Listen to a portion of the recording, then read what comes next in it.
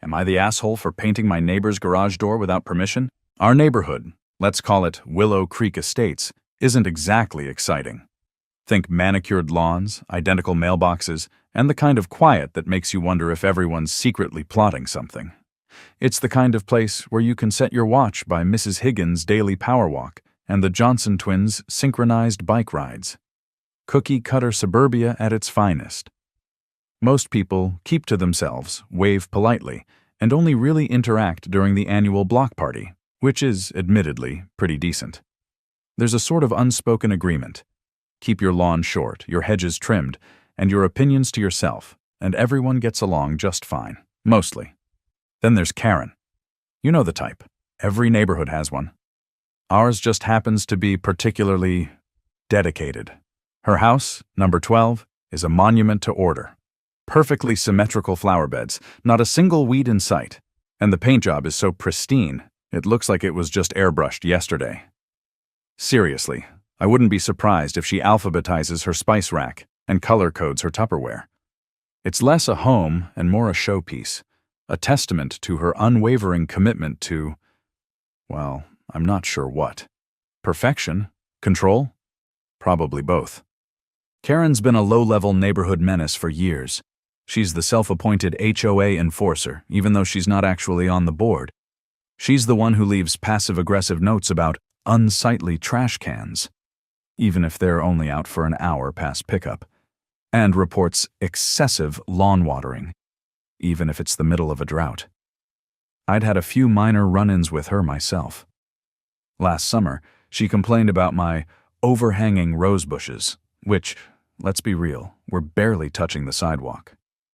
And then there was the great garbage can lid debacle of a 22, where she left a strongly worded note because my lid wasn't perfectly aligned with the can. I swear the woman has a laser focus for minutia. So, the door, my front door, it was teal. A nice, vibrant, cheerful teal. Not neon, not obnoxious. Just a pop of color in a sea of beige and taupe. I'd painted it last spring, after finally getting around to replacing the old, peeling one. I'd agonized over the color for weeks, flipping through paint swatches like I was choosing a life partner. Teal just felt right. It matched my personality, I guess.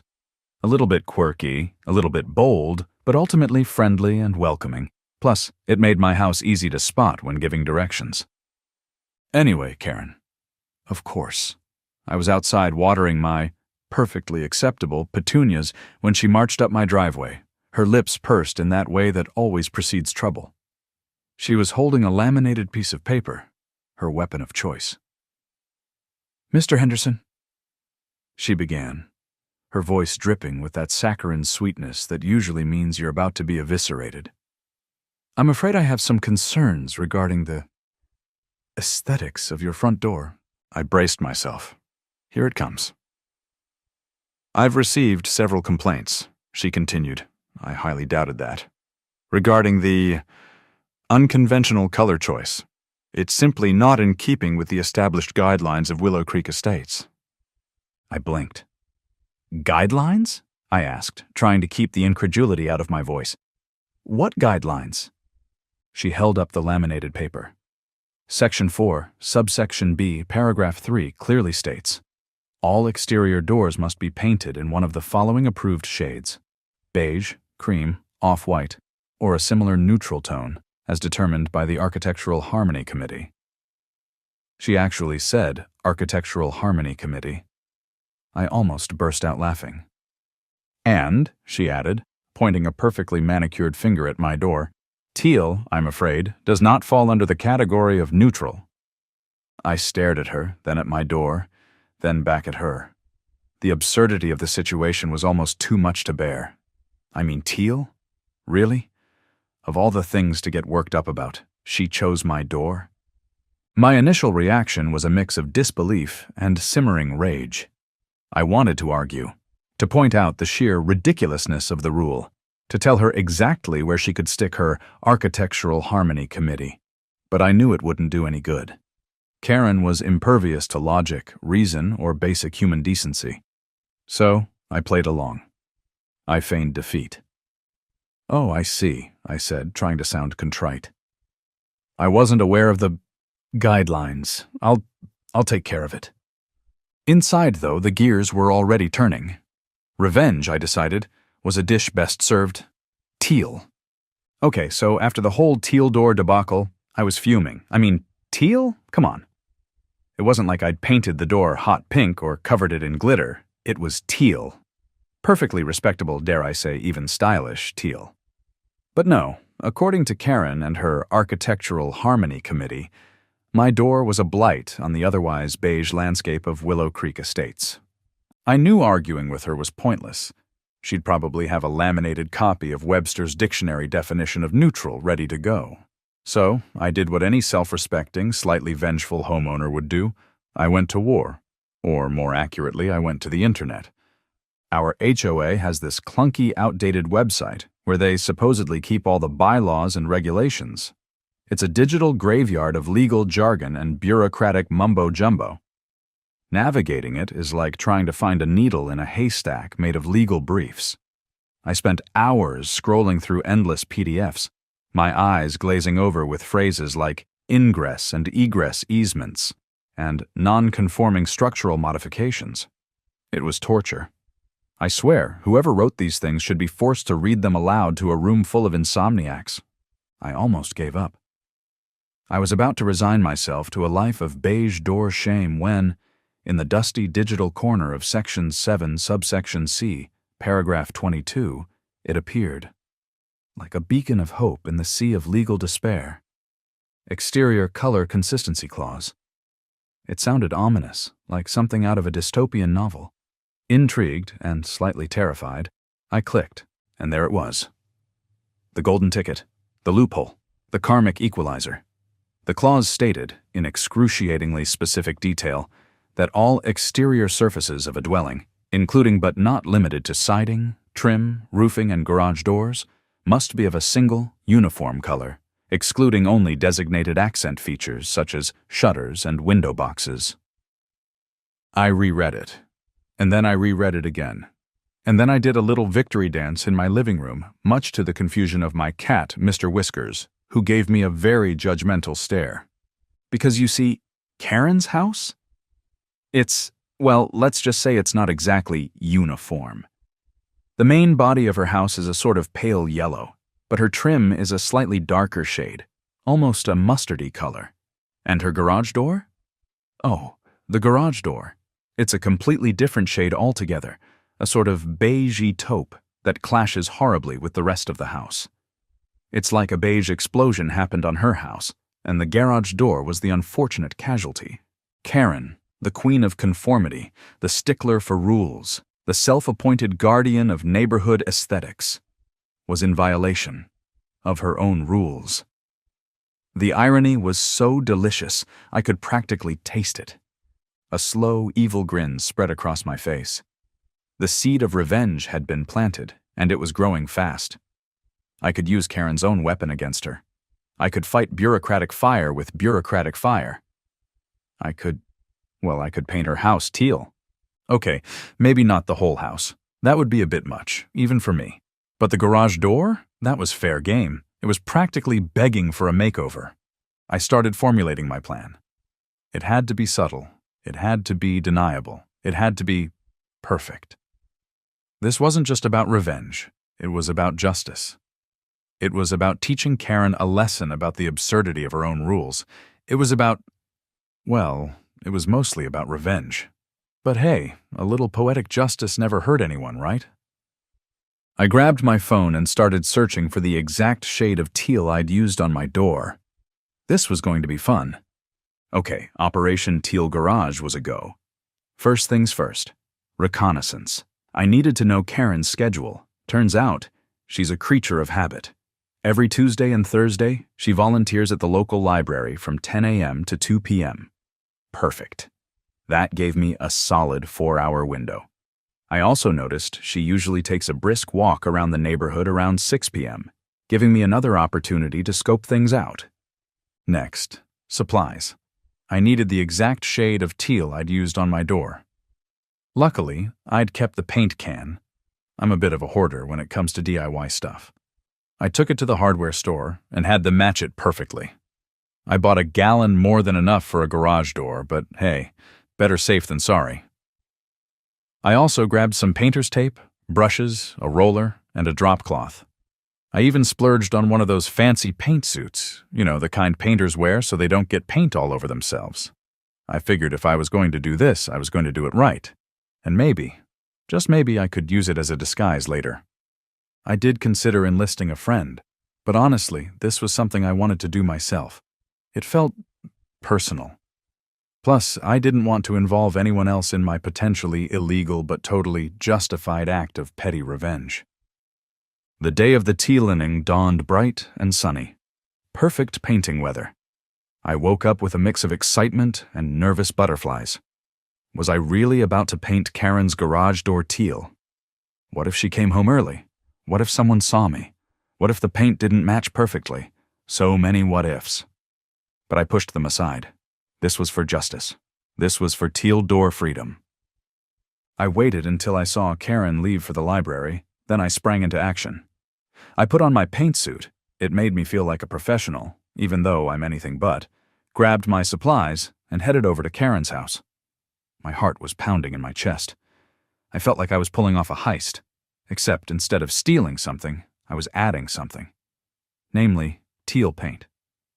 I parked my car a few houses down just in case, and walked casually towards Karen's house, trying to look like I belonged there. I even gave a friendly wave to Mrs. Higgins, who was tending to her prize-winning petunias. She just smiled and waved back. Clearly, she suspected nothing. Once I got to Karen's house, I took a deep breath and got to work. First, I taped off the edges of the garage door, being extra careful to get a clean line. Then, I laid down the drop cloth to protect her pristine driveway. I didn't want to damage her precious concrete while I was busy beautifying her property. And then, the moment of truth. I dipped my roller into the teal paint and started applying it to the garage door. It was glorious. The teal contrasted so beautifully, or horribly, depending on your perspective, with the rest of her house. It was like a beacon of rebellion in a sea of beige conformity. I have to admit, I got a little carried away. I was so focused on the painting that I almost didn't notice Mr. Whiskers, my cat, had followed me and was now sitting on the drop cloth, watching me with his usual judgmental stare. "Seriously, Mr. Whiskers?" I muttered. "You're going to judge me too?" He just blinked slowly, as if to say, "You're making a huge mistake." As I was finishing up the second coat, I heard a car pull into the driveway. My blood ran cold. Karen, she was home early. I panicked for a second. Then I remembered my plan. I took a deep breath, put on my most innocent expression, and turned to face her. Karen's face was a picture. Her mouth was hanging open, her eyes were wide with disbelief, and her face was slowly turning an alarming shade of red. What is the meaning of this?"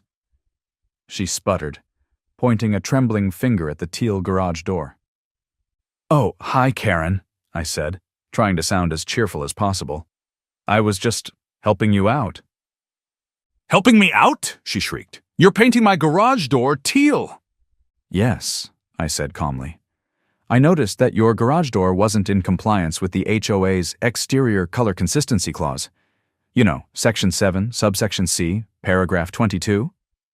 The one that states all exterior surfaces must be a single uniform color." Karen stared at me, her mouth still gaping open. But, she stammered. "I know, it's a very specific rule," I continued. "But you've always been so diligent about following the regulations. I just wanted to help you avoid any potential fines or reprimands from the HOA. I even used her own logic against her, emphasizing the importance of following the rules." Karen was speechless. She just stood there, staring at the teal garage door, her face a mask of pure, unadulterated rage. I almost felt sorry for her.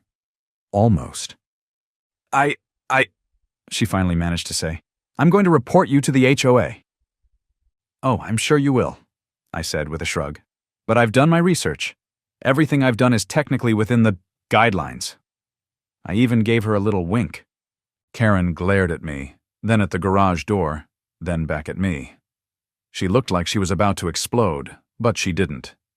She just turned around and stormed into her house, presumably to call her Architectural Harmony Committee friends. I watched her go, a slow smile spreading across my face. Operation Teal Garage was a success, and honestly, it felt good, really good. Karen's reaction was, well, let's just say it was Oscar-worthy. I half expected her to burst into flames right there in her driveway. Her face was so red, I was genuinely concerned she might have a stroke. She sputtered, she fumed, she waved her arms around like a malfunctioning windmill. She even stomped her foot, which honestly was kind of adorable considering she was wearing those little pastel-colored gardening shoes. You've ruined my house!" She finally shrieked, as if I'd spray-painted her entire house with graffiti. "Ruined! This is an act of vandalism! I'm calling the police!" "Karen," I said calmly, trying to maintain my composure, "it's just paint. It can be removed." But the color," she wailed. It's teal." "Yes," I replied. "It's the exact same shade of teal as my front door, remember?" That seemed to send her over the edge. She threw her hands up in the air and let out a scream that could probably shatter glass. "This is an outrage!" she yelled. "I'm going to sue you! I'm going to take you to court! You'll pay for this!" I just shrugged. "Good luck with that, Karen," I said.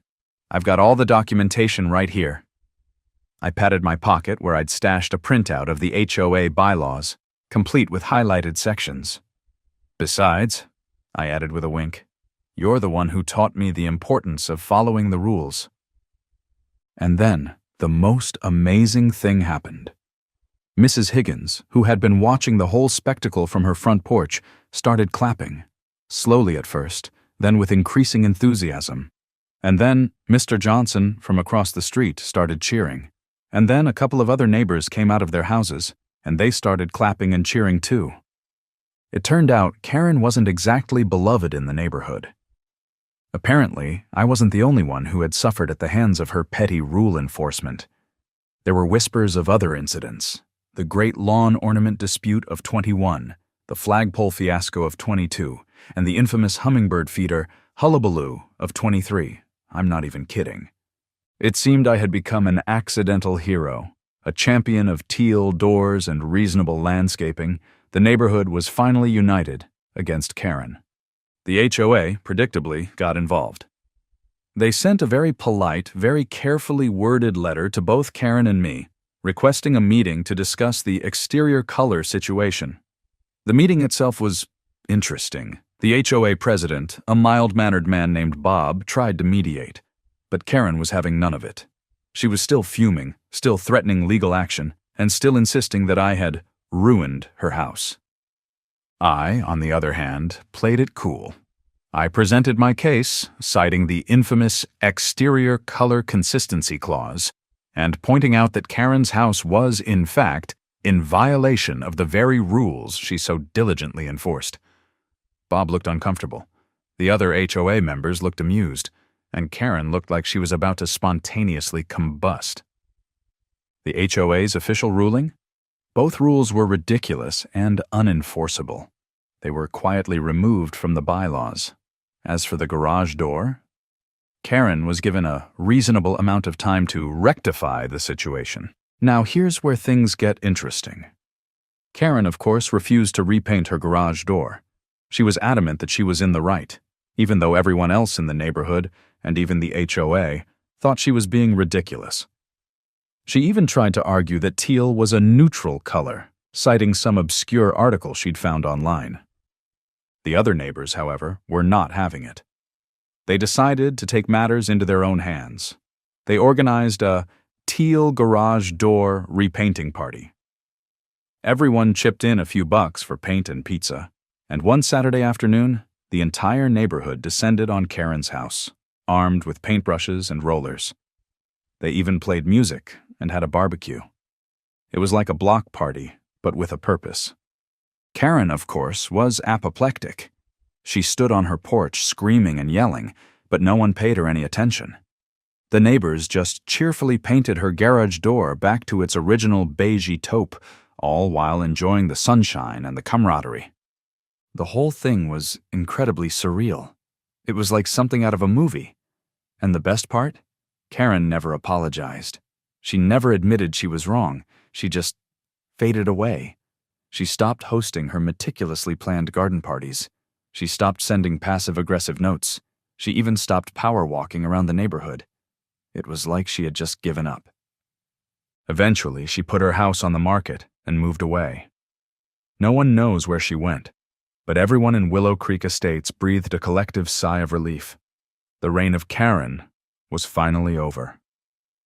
As for me, well, I became a local legend, the teal door defender, the garage door guru. I even got a plaque from the neighborhood association, a real one, not a passive-aggressive note, that read, "To Mr. Henderson, for bringing color and community spirit to Willow Creek Estates." I still have my teal front door, and every time I look at it, I smile. It's a reminder that sometimes a little bit of rebellion, a little bit of teal, and a whole lot of community spirit can go a long way. And that sometimes, just sometimes, karma really does have a sense of humor. And maybe, just maybe, it comes in teal. Looking back on the whole teal garage door saga, it's hard not to chuckle. It seems so ridiculous now. All that drama over a paint color. But at the time, it felt like a matter of principle. Karen's arbitrary enforcement of those ridiculous rules, her condescending attitude, the sheer pettiness of it all. It just rubbed me the wrong way. And honestly, I'm not usually one for confrontation. I'm more of a live and let live kind of guy. But Karen? She brought out the petty in me. Did I achieve my goal? Absolutely. Karen's garage door was teal, if only for a short time. Did I go too far? Maybe a little. Painting someone's property, even just the garage door, is technically vandalism. And even though Karen was kind of a monster, did she really deserve to have her house painted teal? Probably not. But honestly, I don't regret it. Not one bit. There's a part of me that feels a little guilty. I mean, Karen was clearly obsessed with rules and order, probably to an unhealthy degree. Maybe she had some underlying issues, some deep-seated need for control. Maybe she wasn't just a Karen, but someone struggling with something I didn't understand. But then I remember all the other neighbors, all the stories of her petty tyranny, and that guilt fades away. She reaped what she sowed. The whole thing makes you think, though, about revenge, about community, about the absurdity of bureaucracy. Was it really about revenge? Partly, yeah. There's no denying the satisfaction of turning Karen's own tactics against her. But it was also about standing up to a bully. It was about saying, enough is enough.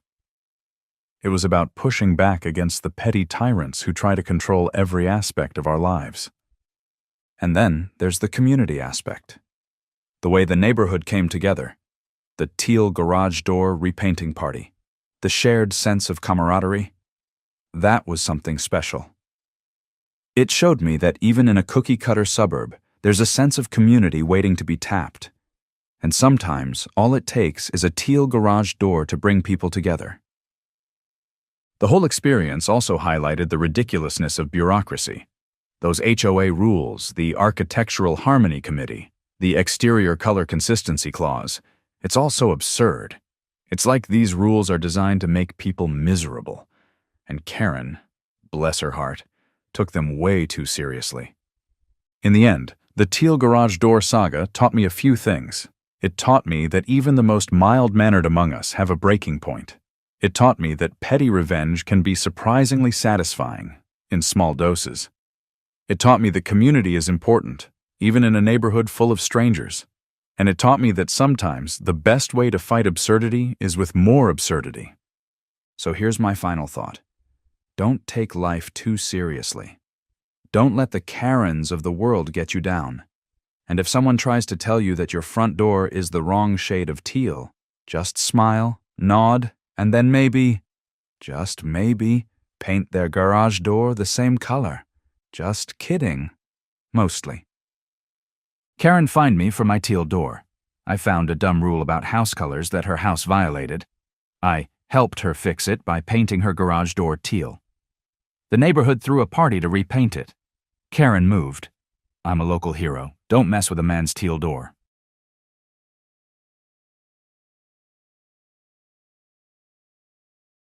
Maria stares at the screen.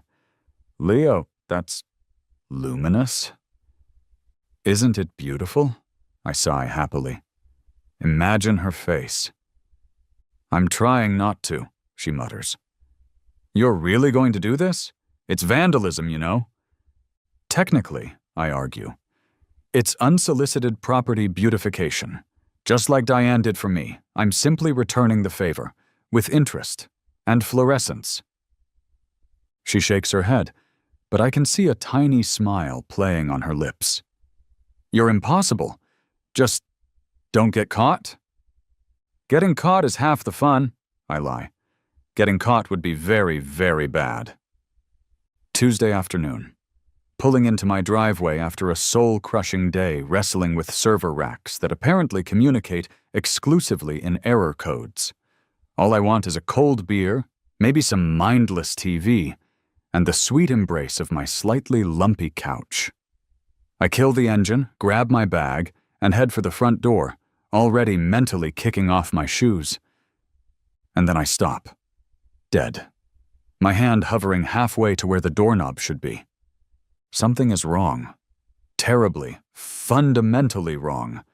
My front door, which this morning was a perfectly respectable, slightly faded but dignified navy blue, a color I painstakingly chose, mind you, is now beige. Not just any beige. It's that specific shade of beige that screams a suburban surrender. The color of unseasoned chicken, dentist office waiting rooms, and the souls of people who've given up on joy. It's aggressively bland, offensively inoffensive. It's beige. My brain short-circuits. Did I walk up to the wrong house? I glance at the house numbers. Nope, definitely mine. I look at the slightly crooked mailbox I keep meaning to fix. Yep, mine. I look at the sad patch of lawn I keep failing to reseed. Tragically, also mine. This is my house, and someone painted my front door beige while I was at work. I stand there on my own porch, feeling like I've slipped into an alternate dimension where good taste goes to die. Who does this? Who, in the vast, complex tapestry of human existence, decides, you know what would be a fun and totally normal thing to do today? Go paint a neighbor's door a depressing shade of beige without asking. The paint is still slightly tacky in one corner, where it dripped onto the weather stripping. It's fresh. This wasn't an overnight job by stealthy beige ninjas. This happened today, in broad daylight. My mind races through possibilities. A bizarre homeowner association mandate I missed? We don't have an HOA, thank God. A prank by neighborhood kids? Usually their pranks involve toilet paper, or maybe a rogue garden gnome, not meticulous, if soul-crushing, paint jobs. A hallucination brought on by excessive server room fumes? Possible, but unlikely. Then my eyes drift across the street, and I see her. Diane? My neighbor, Diane. Watering her pathologically neat petunias, her back mostly to me, but radiating an aura of smug satisfaction, so potent I could practically feel it vibrating the beige paint molecules on my door. Diane, the self-appointed queen of curb appeal, the guardian of neighborhood neutrality, the woman who once left a passive-aggressive note on my recycling bin because I hadn't rinsed a yogurt container sufficiently. Oh God, it was Diane. I stumble inside, dropping my bag by the now beige door. The inside of the door is still navy blue, creating a jarring two-tone effect that somehow makes the beige seem even more offensive. Maria? I call out. My girlfriend, Maria, works from home sometimes. Maybe she saw something? She comes out of the kitchen, wiping her hands on a towel. Hey, how was... She stops, her eyes fixing on the door behind me. Her jaw drops. What happened to the door? Exactly. I throw my hands up. I came home and bam, beige, aggressively beige. Beige? She walks closer, touching the inside edge where the new paint meets the old. Who? Did you hire someone? Hire someone? To paint my door the color of sadness without telling me? No, I think... I lower my voice conspiratorially, nodding towards the window that faces Diane's house. I think she did it. Maria follows my gaze. Diane is now meticulously deadheading her geraniums, still pointedly ignoring my house. Diane? Painted our door without asking?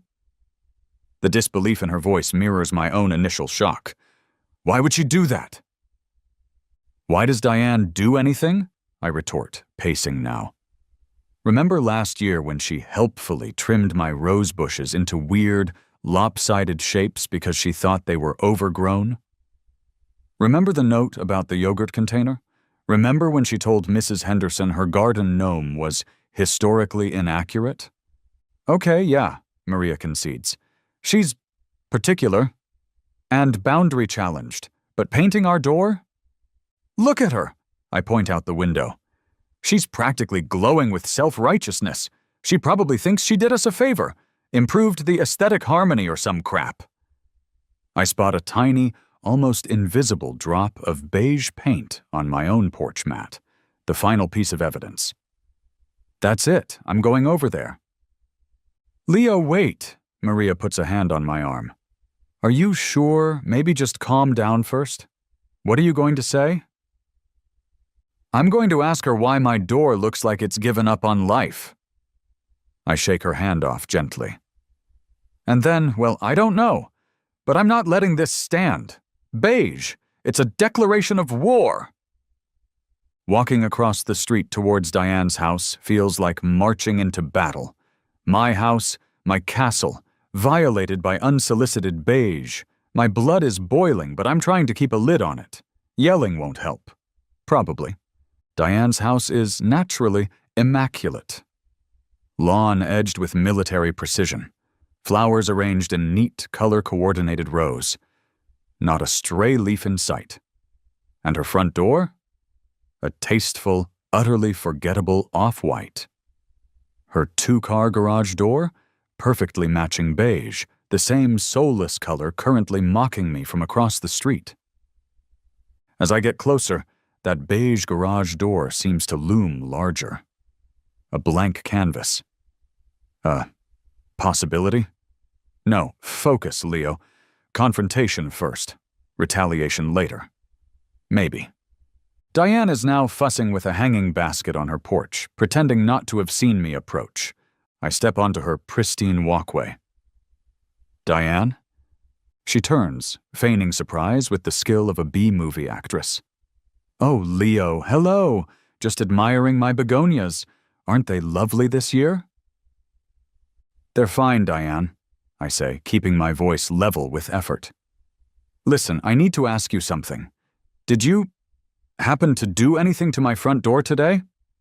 She beams, clasping her hands together. Oh, you noticed. Yes, I did. First thing this morning. My jaw tightens. You noticed? Well, yes, she chirps, completely missing my tone. That old blue paint was looking so dreadfully faded, wasn't it? Positively peeling in one corner. It was really dragging down the look of the whole street, you know? Curb appeal is so important. So you decided to paint it? I ask, my voice dangerously quiet. Exactly, she says brightly. I had some leftover beige from when Bob repainted the garage trim last fall. Lovely neutral color, goes with everything. And I just thought, why not do Leo a favor? Took me hardly any time at all. Doesn't it look much fresher? Much more cohesive? Cohesive. She painted my door beige for cohesion. A favor, I repeat slowly. Diane, you painted my property without asking my permission. Her smile falters slightly, replaced by a look of mild offense. Well, I knocked, but no one answered. And it clearly needed doing, Leo. Someone had to take initiative. Honestly, I thought you'd be pleased. It looks so much more uniform now. Uniform, I echo, tasting the word like ash. You think I want my house to be uniform? I liked my blue door, Diane. Even if it was faded. It was my faded blue door. Oh, don't be dramatic, she waves a dismissive hand. Blue is such a statement color anyway. Beige is much more sophisticated, much better for resale value. I'm not selling my house. One should always be prepared, she counters primly. I was just trying to help maintain standards in our lovely neighborhood, Leo. A little proactive upkeep benefits everyone. You should really be thanking me.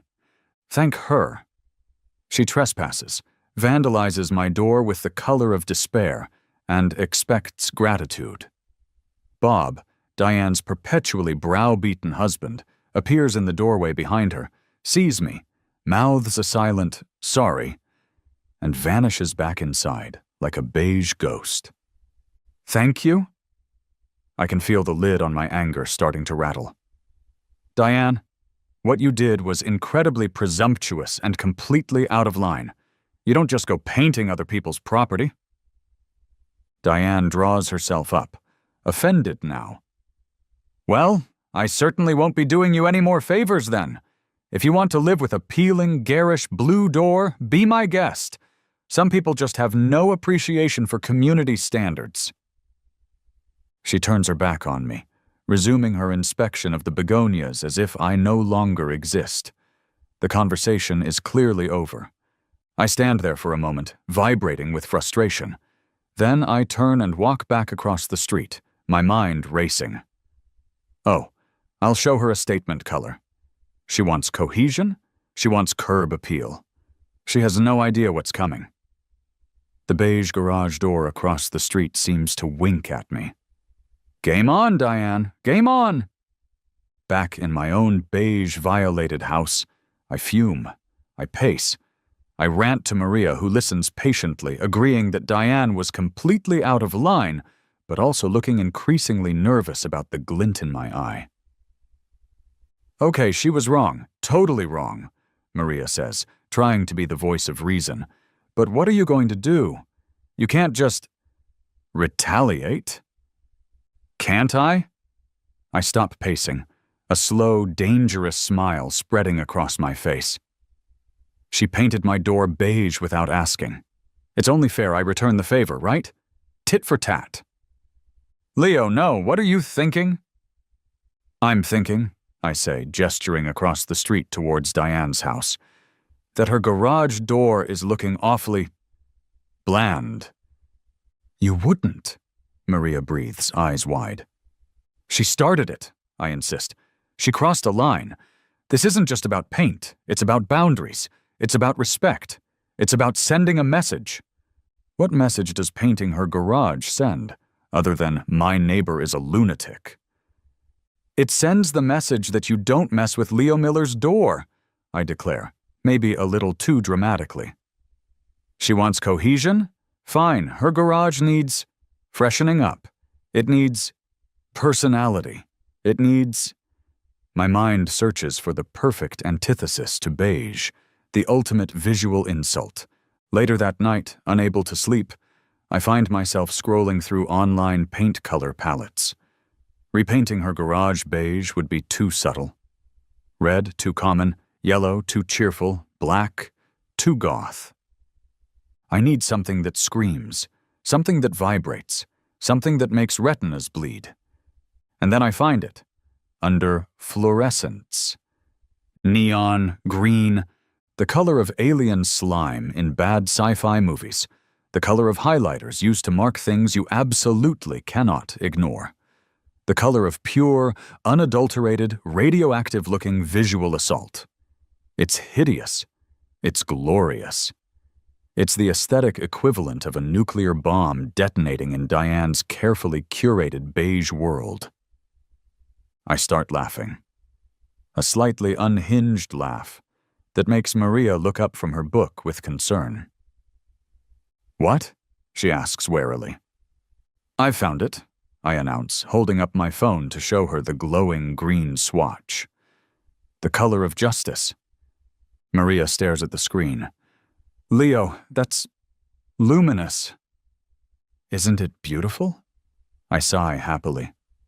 Imagine her face.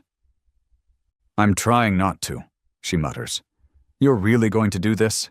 It's vandalism, you know. Technically, I argue, it's unsolicited property beautification. Just like Diane did for me, I'm simply returning the favor, with interest, and fluorescence. She shakes her head, but I can see a tiny smile playing on her lips. You're impossible. Just don't get caught? Getting caught is half the fun, I lie. Getting caught would be very, very bad. The next afternoon, I walk into Paint Pot Pete's, the local hardware store. I feel like a secret agent on a mission, except my mission involves acquiring paint the color of ectoplasm. I head straight for the paint counter, where a young guy with multiple piercings and bored expression is leaning against a color mixing machine. Let's call him Chad. Hey, I say, trying to sound casual. Need some exterior paint? Sure thing, Chad says without looking up. Latex, oil-based? What surface? Latex. For a standard metal garage door. Gotcha. Color? Here goes nothing. Neon green, I say, bracing myself. Chad stops scrolling on his phone. He looks up, really looks at me for the first time. Neon green? He repeats slowly, as if tasting the words. Yeah, like fluorescent green, highlighter green, the kind that hurts your eyes a little. Chad raises a pierced eyebrow. Exterior grade? Yep, enough for a standard 2-car garage door. He whistles softly. Whoa, okay man, bold, seriously bold. He leans forward conspiratorially. You piss off your HOA or something? I give him a tight, mysterious smile. Let's just say I'm involved in an aggressive neighborhood beautification project. Chad grins. Right on. Aggressive beautification. I dig it. He turns to his computer, typing. All right. Radioactive lime. Toxic Avenger green. Here we go. Biohazard blaze. That sounds about right. He fiddles with the machine, grabs a couple of gallon cans of base paint, and starts adding alarming-looking pigments. The machine whirs and shakes. This stuff is gonna glow, dude. Seriously, might need sunglasses. He puts the lids on, shakes the cans vigorously, and hands them over. 2 gallons of biohazard blaze. That'll be $68.50. I pay, feeling a thrill course through me. Holding these cans feels like holding weapons of mass visual destruction. Good luck with the beautification, Chad calls after me as I walk out, the heavy cans banging against my legs. Oh, it's going to be beautiful. Beautifully awful. That night, I wait. I watch Diane's house like a hawk. Lights go off around 10:30 p.m. Bob's car is in the driveway, Diane's white SUV snug in the garage, ironically. Perfect. Around 1 a.m., when the neighborhood is cloaked in that specific dead-of-night silence, I slip into my garage. Mission prep. I change into old, dark clothes, grab the cans of biohazard blaze, a roller, an extension pole, a paint tray, and a cheap brush for edging. Though neatness isn't exactly my top priority tonight. I forgo drop cloths, speed and stealth over tidiness. My heart is pounding. This is stupid. This is potentially illegal. Okay, definitely illegal vandalism. But the image of Diane's face encountering a neon green garage door in the morning sun fuels me. The beige injustice must be avenged. Maria appears at the garage door, wrapped in her robe. Leo, are you really doing this? She whispers, her voice tight with worry. Shh. Yes, I whisper back frantically. It's happening. Operation Acid Wash is a go. Operation Acid Wash? She raises an eyebrow. Did you really name it? Focus, Maria. Stand guard. Whistle if you see anyone. She sighs. Fine, but if the cops come, I'm pretending I'm asleep. And you owe me big time. Deal. I grab my supplies and slip out the side door into the darkness. Sneaking across the street feels ridiculously cloak and dagger. I stick to the shadows, moving quickly. The air is cool and still. A dog barks once, far down the block, making me freeze like a startled raccoon. False alarm. I reach Diane's driveway. Her house is dark and silent. The beige garage door looms before me, practically invisible in the dim light from the distant street lamp. It's perfect. With trembling hands, I pry open the first can of Biohazard Blaze. Even in the dark, the color seems to pulse with an unholy energy. The smell, sharp, chemical, hits my nostrils. I pour a generous amount into the paint tray, dip the roller, and take a deep breath. The first stroke, roller meets beige and leaves behind a streak of shocking, impossible green. Holy crap! It's bright! Even in the near darkness, it seems to glow. Adrenaline surges through me. I start rolling faster, covering the bland beige with wide, sweeping strokes of neon vengeance. The roller makes a soft squish thump sound against the metal door, unnervingly loud in the silence. I work frantically, glancing nervously up and down the street. Headlights. A car turns onto our block. I dive behind Diane's perfectly sculpted ornamental shrubbery, heart pounding, paint roller clutched like a weapon. The car cruises past slowly, then continues on. Close call. I scramble back out and resume painting. Section by section, the beige disappears, replaced by the glowing green monstrosity. It takes maybe 20 minutes, working at top speed, my arms starting to ache.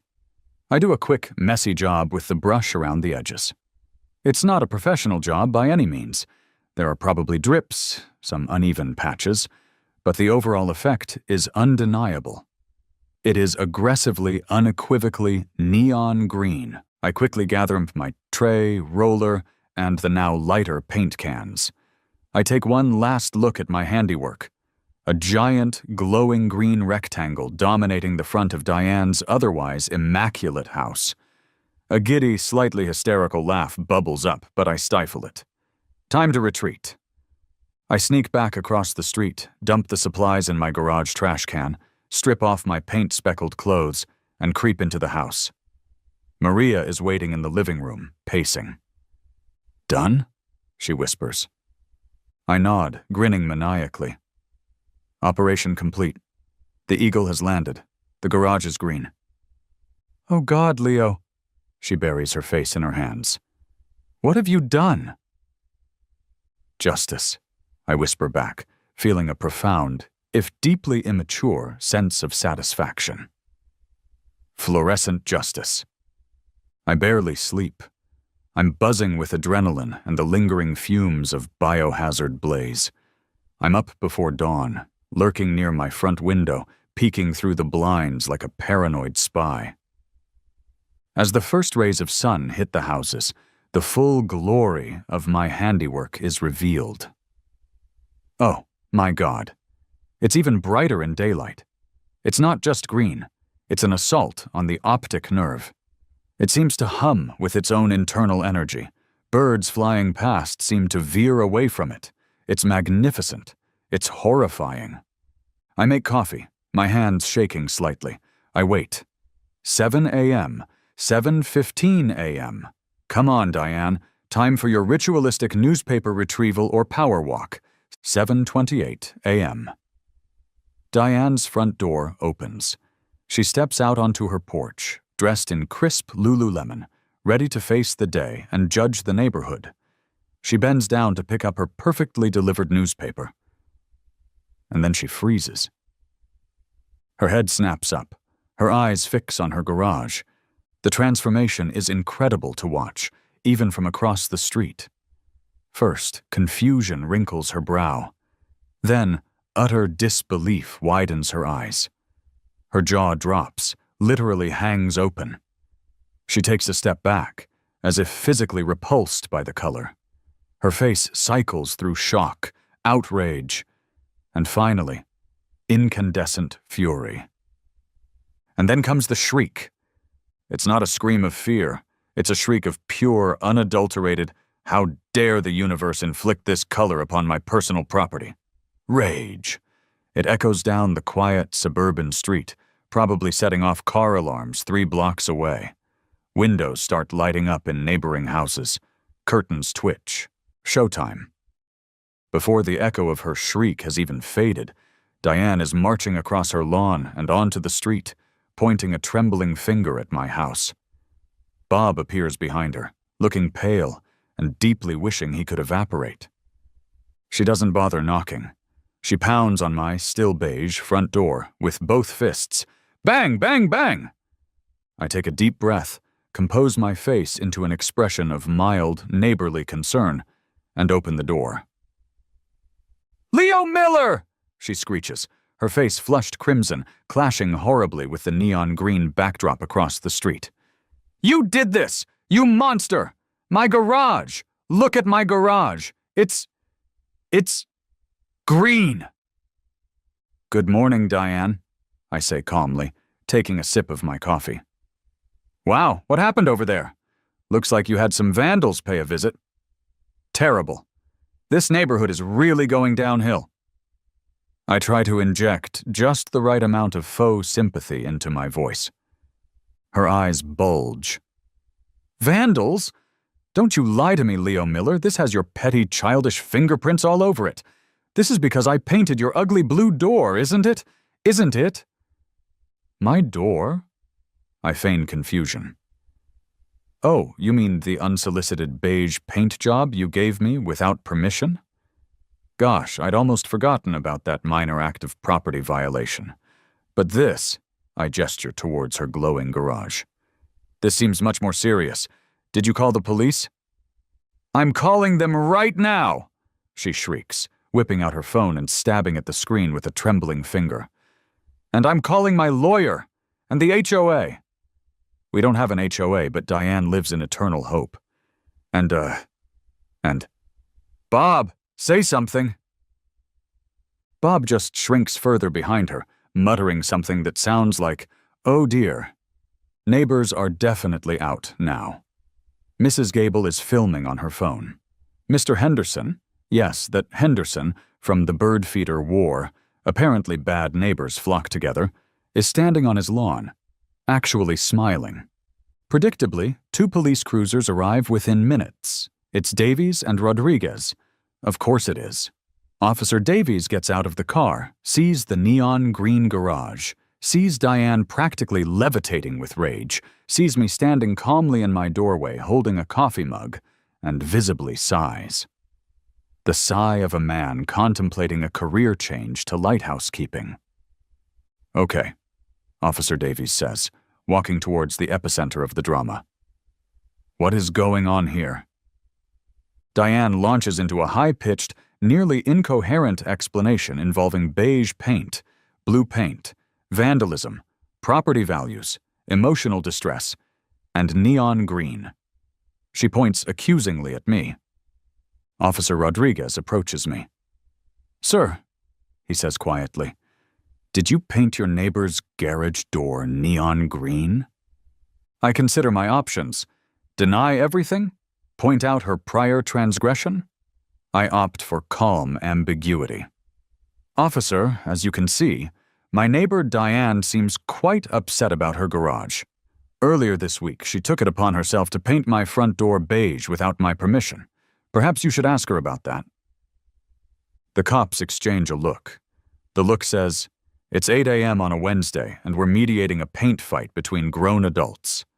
"Ma'am," Officer Davies says to Diane, trying to inject some calm. "Painting your neighbor's property without permission is also potentially vandalism or criminal mischief." "But mine was beige," Diane protests, as if this is a mitigating factor. "It was an improvement. His is an abomination." "Okay," Officer Davies pinches the bridge of his nose. "Here's what's going to happen. Ma'am, you can file a police report regarding the damage to your garage." "Sir," he looks at me, "she can also file a report regarding you potentially painting her garage, and you could potentially file one regarding her painting your door. This is likely going to end up as a civil matter between the two of you, possibly involving insurance or small claims court. We cannot force him to repaint your garage right now. He gives us both a hard look. I strongly suggest you both try to resolve this like adults before it escalates further. Have a nice day. They get back in their cruisers and drive away, leaving Diane sputtering and me feeling a dangerous sense of triumph. The neon green garage glows mockingly in the morning sun. The days that follow are tense.